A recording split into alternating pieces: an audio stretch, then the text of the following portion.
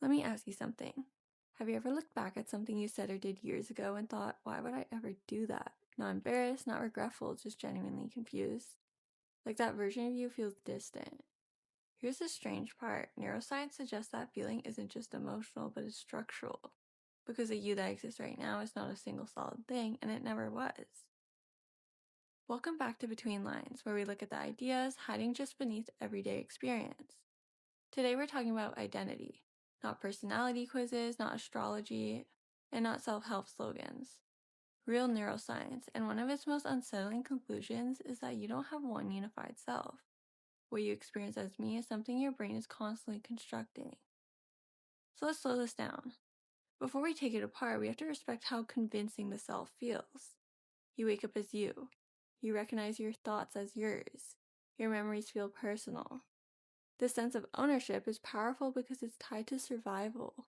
Your brain evolved to track your body, your goals, and your social standing. Without a stable sense of self, planning and cooperation would fall apart. So the brain builds a center of gravity, a reference point, and labels it as me. That doesn't make it fake, but it makes it useful. Psychologists describe identity as a narrative rather than an object. You remember your life as a story, a beginning, key moments, turning points, and a direction. But stories are edited. Every time you remember something, you're not pulling it from storage, you're reconstructing it. Because your past self is constantly being rewritten to make sense of your present self. This is why memories shift over time, childhood feels emotionally different, and past decisions feel out of character. Your brain values coherence over accuracy, so a smooth story feels safer than a perfectly truthful one. Now let's talk about the machinery behind the story. The default mode network is a set of connected brain regions active when you're not focused on the outside world. It lights up when you think about who you are, replay the past, imagine the future, or wonder how others see you. It's a system that asks, what does this mean for me?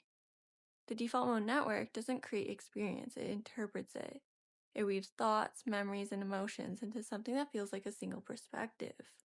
When it's active, the self feels strong and continuous. But when it's quiet, that feeling loosens up. Here's where things get uncomfortable. The brain has no central commander. Instead, it's made of semi-independent systems that evolved at different times for different problems. Some care about threat, reward, habit, social approval, or long-term planning. And they don't vote, they compete against each other. So your conscious experience is the result, not the decision maker itself. When people say, I don't know why I did that, they're often being honest because the system that acted wasn't the same system that explains. In split brain patients, the connection between hemispheres is severed. Researchers observed parallel processing rather than chaos. Each hemisphere could perceive, decide, and act independently. When asked to explain actions, the speaking hemisphere often invented a reason on the spot, not to deceive, but to preserve a coherent identity. This shows something profound, that the brain treats unity as a priority even when it has to invent it.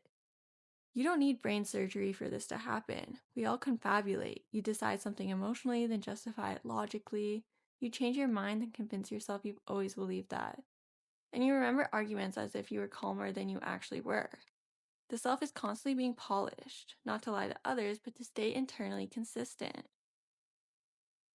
Notice how different you feel depending on where you are, with friends, with family, alone, or under stress. These aren't masks, they're different configurations of the same system.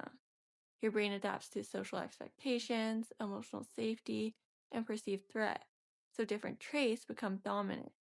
The self is not a fixed core, but it's a shifting balance. Let's talk about moments when the sense of me fades, not metaphorically, but neurologically. Brain imaging studies show that classic psychedelics like psilocybin and LSD reduce activity in the default mode network, the network responsible for self-referential thought, autobiographical memory, and inner narration. When it's quiet, people report I was still conscious, but there was no center. Thoughts happen, sensations happen, but they weren't owned in the same way. The world doesn't disappear, but the boundary does. This is called ego dissolution, not the loss of awareness, but the loss of narrative control. The same effects can happen in meditation slowly. Long-term meditators show reduced default mode activity at rest, less automatic self-referential thinking, increased present moment awareness. Through attention training, the brain learns to observe thoughts without immediately attaching them to identity. You still think, you still feel, but this is me doesn't arise automatically. This doesn't mean that there's no self, it means that the self is optional for experience. Consciousness continues without a strong narrative center. After meditation or psychedelics, people often report feeling more flexible, less rigid, and less identified with thoughts. When the self quiets, perception becomes less filtered, less defended, less about control.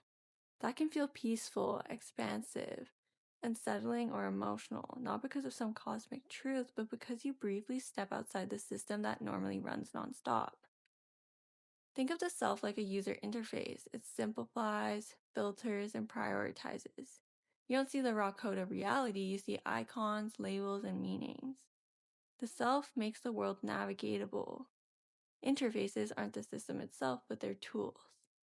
So you're not one voice, you're not one thought, you're not one version. You're an ongoing process emerging from biology, memory, and context. And that's not emptiness, that's flexibility. So no, you don't have a single permanent self. You're a living system that adapts, learns, and evolves. The fact that you can question who you are is proof that identity isn't a prison, it's a process. If this resonated, subscribe to Between Lines. Tell me, which version of you feels the most real right now? Until next time, stay curious, stay open, and stay between the lines.